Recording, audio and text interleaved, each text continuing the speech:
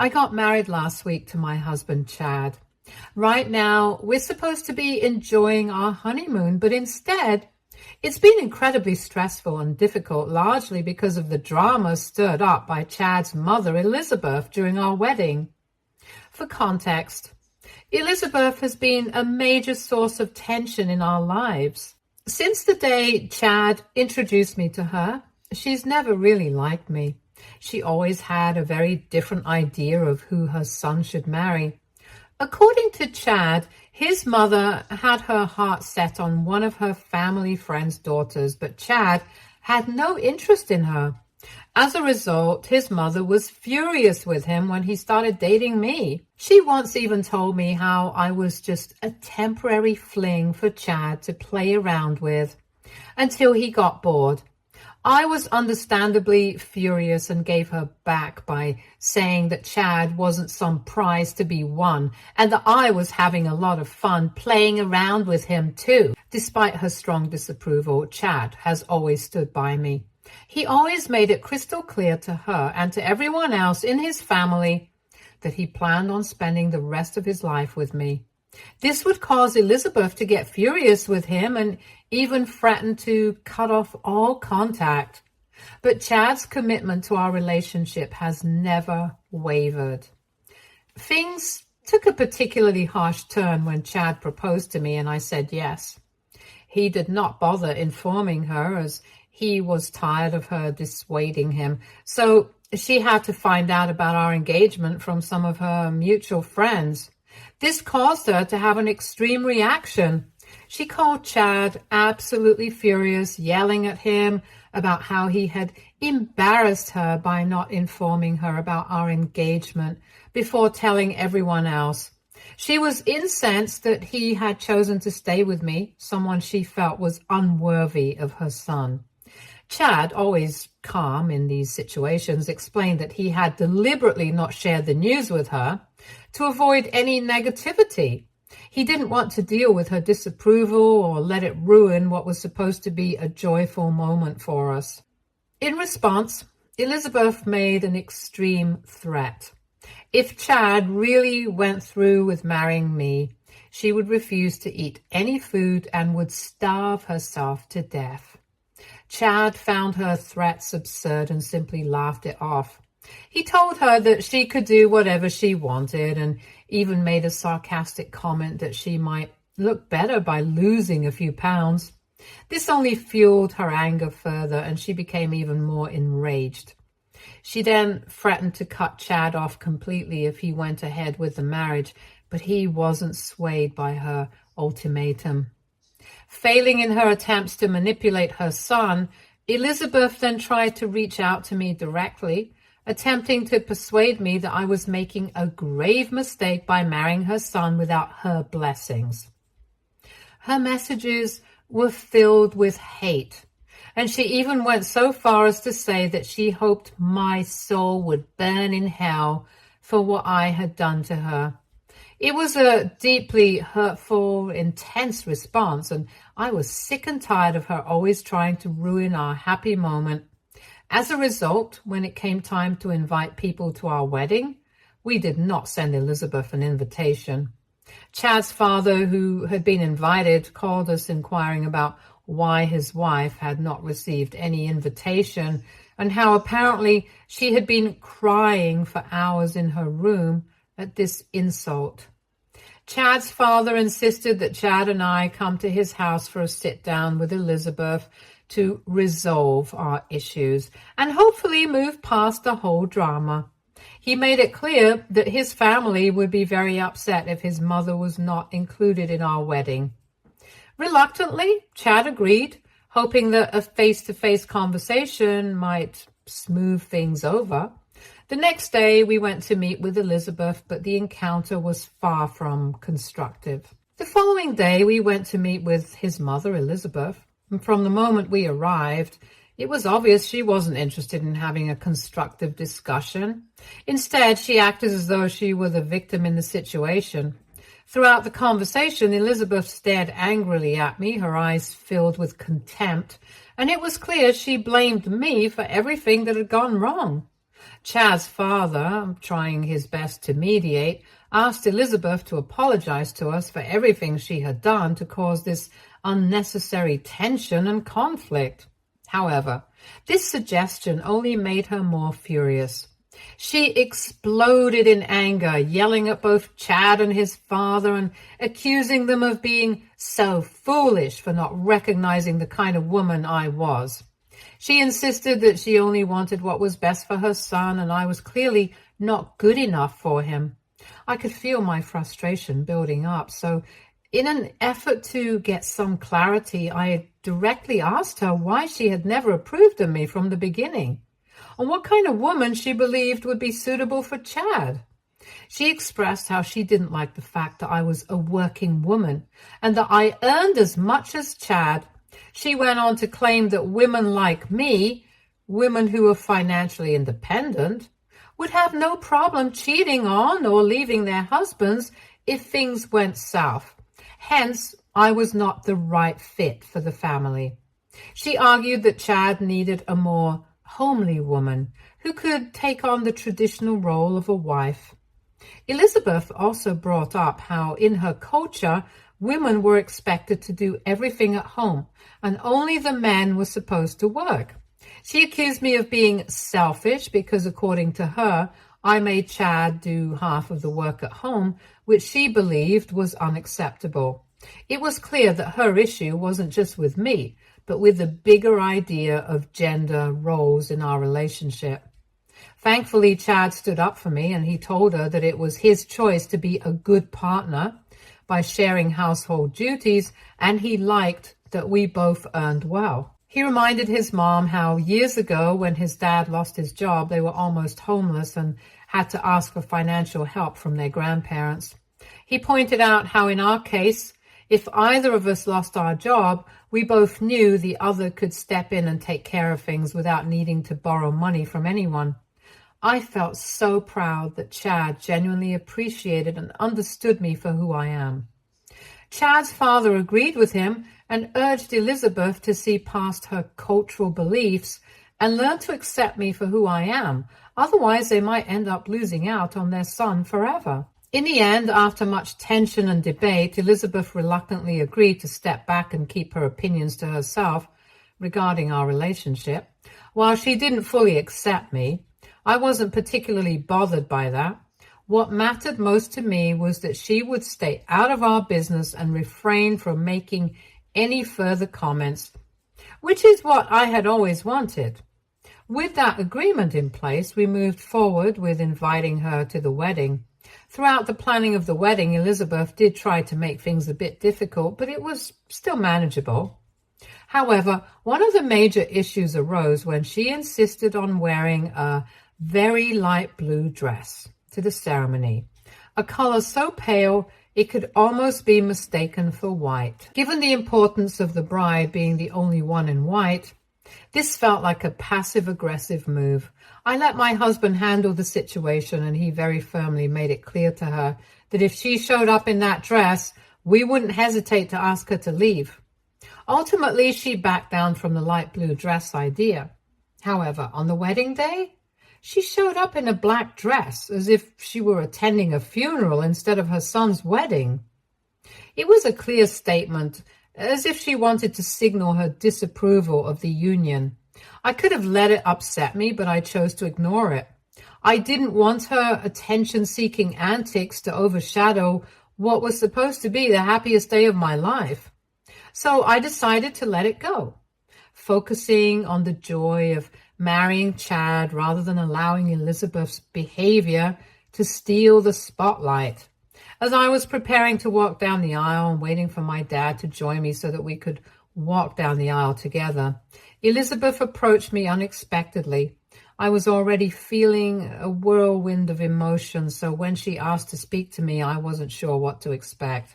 She began by telling me that she had been speaking with some of her family members and had learned that my dad was going to be the one walking me down the aisle. I nodded, and without hesitation, she went on to express that she didn't think it was the right thing for him to do. Confused and taken aback, I asked her why she felt that way. In response, she answered that because of my dad's condition, it would not be a good look for the family and that people might talk. For context, my dad has been paralyzed from the waist down for the past 3 years, ever since him and my mom were involved in a tragic car accident. My mom didn't survive, and while my dad miraculously lived, the accident left him unable to walk. It was an incredibly difficult time for our family, but despite everything, I had always been grateful that my dad had survived. Over the years, he worked hard to regain as much independence as he could. Initially, when Chad and I had asked him to walk me down the aisle, well, to accompany me as I walked, my dad was overwhelmed with emotion. I could see how much it meant to him. He did express concern that people might gossip or make comments about his condition, but I assured him that none of that mattered to me. He was my dad, and I wanted him by my side. So Elizabeth's rude comment struck a nerve. I was stunned that she could say something so callous, especially on such an important day. Clearly, her focus was entirely on appearances, completely disregarding the emotional significance of the moment. My dad had been through so much, and for her to reduce his presence to a bad look for the family felt cruel and heartless. And this is why me and Chad had intentionally kept the plan for my dad to walk me down the aisle from Elizabeth, knowing how harsh and critical she could be. But now that she had found out, she was adamant that I should change the plan. She insisted that because Chad's father had contributed towards the wedding, he should be the one to walk me down the aisle. According to her, my dad should just sit as a spectator and let a real man like her husband take on that honor. Her words stung like a slap in the face. The blatant disrespect towards my dad after everything he had gone through made my blood boil. Calling her husband a real man in comparison to my dad, who had survived so much and worked so hard just to be able to accompany me on this day, was too much. I was seeing red, and I swear if it hadn't been my wedding day, I would have grabbed her by the hair and dragged her out of the venue right then and there. But before I could even get a word in to shut her down, my dad approached. He must have noticed the anger and frustration on my face, because he immediately asked me what was wrong. At that moment, I had to take a deep breath. I counted to 10, reminding myself that today was supposed to be about love, joy, and celebration, not about fighting with my mother-in-law. The last thing I wanted was for Elizabeth's negativity to cast a shadow over this special day. I smiled politely, swallowing the words I wanted to hurl at her, and told Elizabeth to please take her seat because I would be walking down the aisle with my dad as planned. She gave me a look of disapproval, shaking her head as if she was disappointed in me, but I didn't care. She turned and walked away to take her seat, and I was left standing there with my dad. No matter what Elizabeth thought or said, my dad was the one walking me down the aisle, and that was all that mattered. As I took my father's hand, I knew I had made the right choice. The rest of the wedding ceremony unfolded beautifully. As I walked down the aisle, Chad did notice that something seemed off about my expressions. I tried my best to hide the hurt and focus on the joy of the moment, but it was clear that the earlier conversation with his mother had affected me. After the ceremony, when we finally had a quiet moment together, Chad asked me what had happened. I didn't want to keep it from him, so I confessed everything Elizabeth had said. How she had tried to convince me to let his father walk me down the aisle instead of my own dad, claiming my father's condition would be a bad look for the family. Chad was furious. His protective instincts kicked in immediately, and he told me that he was going to ask his dad to escort his mother out of the wedding immediately. He felt that she had crossed the line, and had no right to be there after saying something so cruel. While I appreciated his support and understood his anger, I didn't want to make a scene. I knew that causing a commotion would only give Elizabeth the attention she seemed to crave. Last thing I wanted was for her to steal the spotlight on what was supposed to be our day. I urged Chad to let it go, just for the evening. I reassured him that we could address the situation later in private once the wedding was over. Reluctantly, Chad agreed, but did apologize to me repeatedly for what his mother had said. He was genuinely upset by her actions and promised we would deal with it later. For the rest of the evening, Chad and I did our best to savor every moment of the celebration, surrounded by friends and family who genuinely cared about us. When it was time for the speeches, both my father and my father-in-law gave incredibly heartfelt and emotional words. It was heartwarming to hear the love and pride in their voices. A few of my cousins and some of Chad's family members also took the microphone to share their joy about our union, offering kind words, well wishes. During all of this, I couldn't help but notice Elizabeth sitting in silence, drinking heavily. She seemed to be seething, her expression tight as if she were barely containing her frustration. I tried to ignore it, hoping the rest of the evening would pass peacefully, but then one of our relatives, likely without realizing the tension, passed the microphone to Elizabeth and urged her to speak a few words for her son and his new bride. The moment the mic landed in her hands, I turned to look at Chad, worried about what she might say. He looked just as tense as I was. I prayed that his mother would simply offer a polite congratulations and wish us the best, and then sit down without causing a scene. But deep down, I feared Elizabeth wouldn't be able to resist taking a jab. And unfortunately, I was right. Elizabeth stood up, slightly swaying, perhaps because of the multiple drinks she had, and started announcing how she just couldn't believe her baby boy had got married. She said that as a mother, nothing could be more joyful than watching her child become a grown man. She then paused, took a deep breath, and continued to say that her son's wedding was almost perfect, when it could have been even more perfect had the bride not allowed her father to walk her down the aisle. I gasped, utterly horrified. Elizabeth remarked on how uncomfortable it was to see a wheelchair person accompanying the bride and how she felt pitiful that my dad couldn't even hug me or stand next to me properly.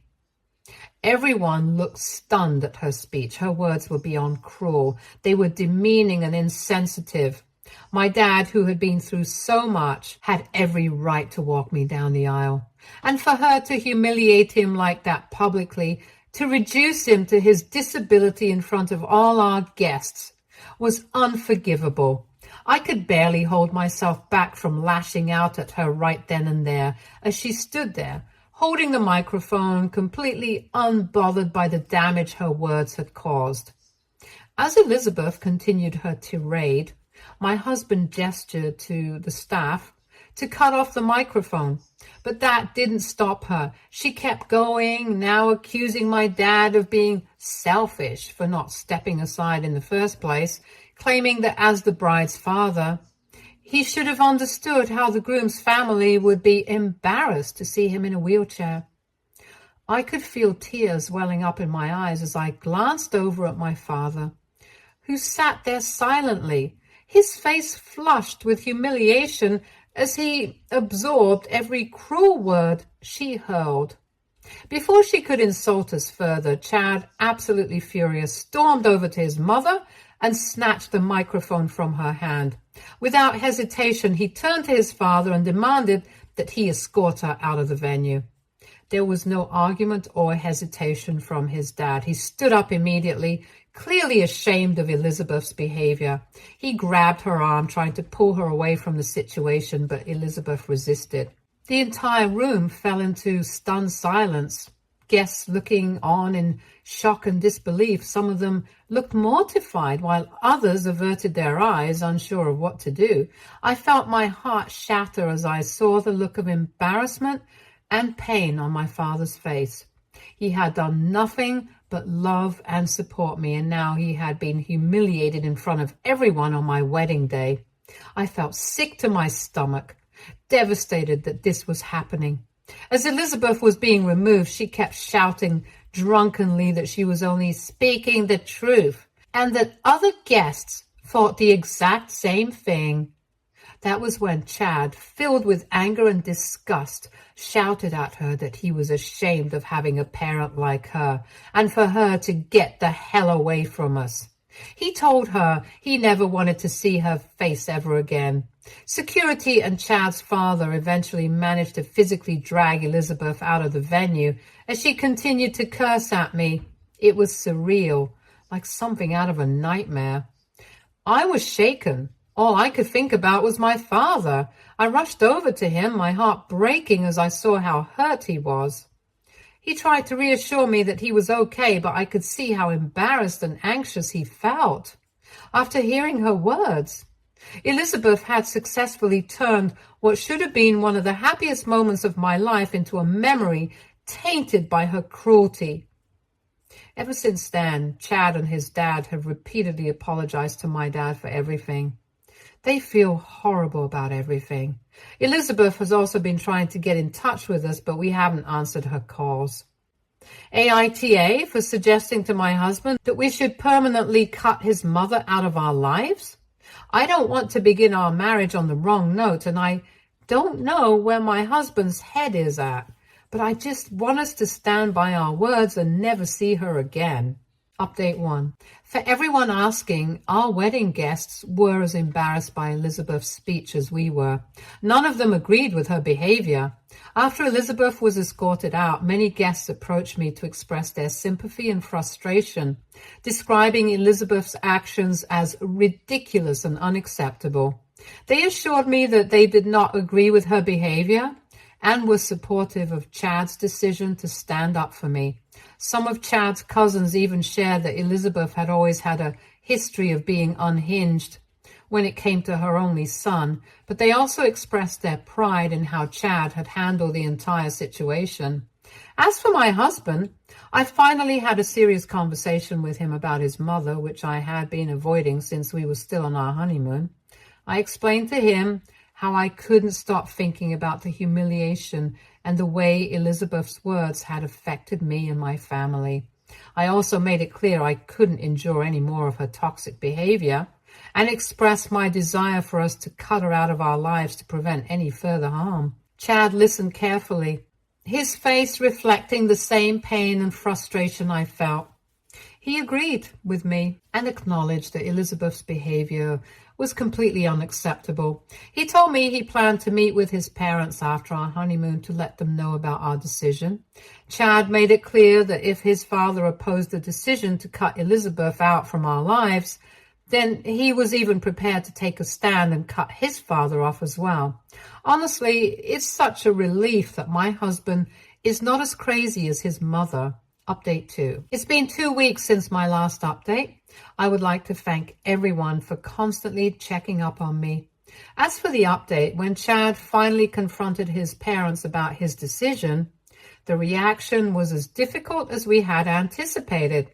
His mother was particularly distraught, pleading with him to reconsider and trying to make him feel guilty for cutting her out of our lives. She even went so far as to suggest that Chad and she could maintain a relationship without my presence, implying that he didn't have to be a coward and simply follow his wife's wishes.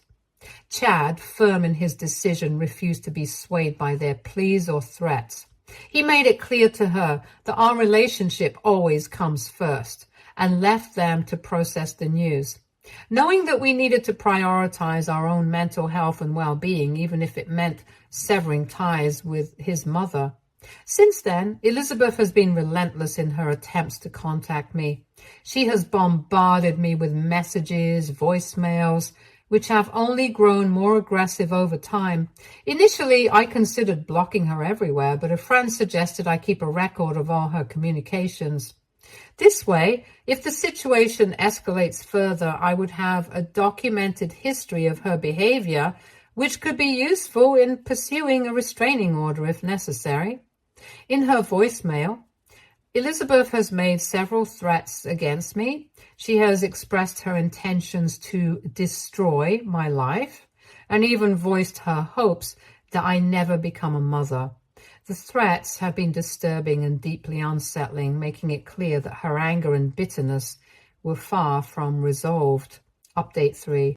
Okay, I'm surprised by how some of you all guessed right. Today, Elizabeth showed up at our house unannounced, and of course, Chad wasn't home. I was alone and felt a surge of anxiety when I heard the loud banging on the door. Looking at the door camera, I saw Elizabeth standing outside, visibly agitated and distressed. I had no intention of letting her in, since it could lead to another explosive confrontation, and I just didn't have the emotional energy to deal with her right now. I spoke to her through the Ring doorbell, informing her that Chad wasn't at home and that she was not welcome to enter. Hearing my voice, she became even more agitated. She began shouting at me, calling me a homewrecker, accusing me of deliberately keeping her child away from her. I remained quiet as I did not want to escalate. However, she then started using derogatory words and even threatened to strangle me if she ever caught me outside. Her threats shook me up, and I knew then enough was enough. I had to take action to protect myself. I warned her that I would call the police if she didn't leave. This only seemed to escalate her aggression. In a fit of rage, Elizabeth dropped her bag and began kicking the door with a terrifying force. Given her size and the way she was acting, I was genuinely scared. Her physical aggression made me fear for my safety. Recognizing the urgency of the situation, I immediately called the police.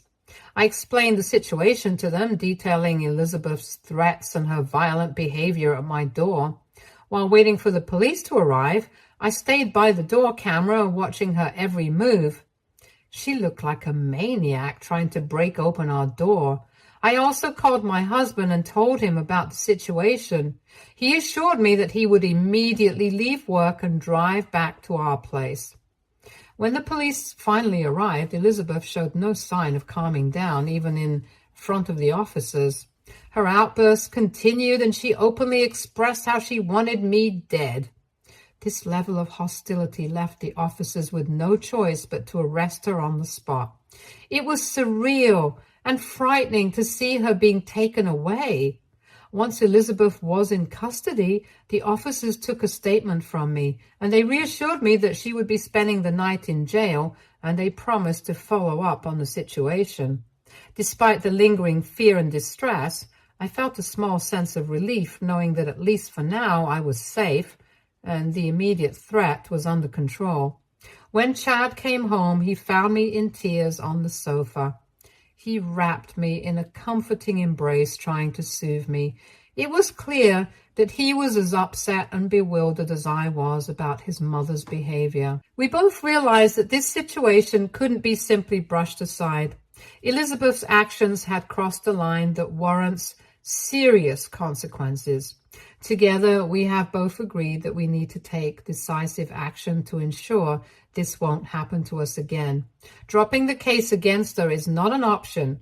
We want her to be held accountable for her threats to my life and her aggressive behavior. It is important to us to pursue legal action, not just for our own peace of mind, but also to prevent any further incidents. Update 4. Hello, Redditors. It's been 5 months since my last update. A lot has happened since then. First of all, Elizabeth was found guilty of harassment and was sentenced to pay a heavy fine as well as perform mandatory community service. The court also issued a restraining order to ensure she would not be able to contact me or come near me ever again. In the aftermath, Chad's father has reached out to me to apologize repeatedly. He expressed deep regret over the way things had turned out. While his apology doesn't erase the damage done, it was a step towards acknowledging the seriousness of Elizabeth's behavior and taking responsibility for it. Initially, when my father learned about the whole ordeal, he took matters into his own hands. Despite his own physical challenges, he visited Elizabeth and her husband in person after she was released on bail. He made it clear to them that although he was paralyzed, he would not hesitate to protect me and ensure that Elizabeth faced serious consequences if she ever dared to threaten me. He reminded them that he had a gun and would not hesitate to use it if she ever tried to come near me again. I'm sure Elizabeth must have been appalled and shaken up to see my dad so furious. Also, I decided to make a Facebook post to address the situation more publicly and to ensure that everyone understood the gravity of Elizabeth's actions so that she could not manipulate the story later. In it, I detailed the harassment and included the video footage of Elizabeth shouting at me and attempting to kick our door down.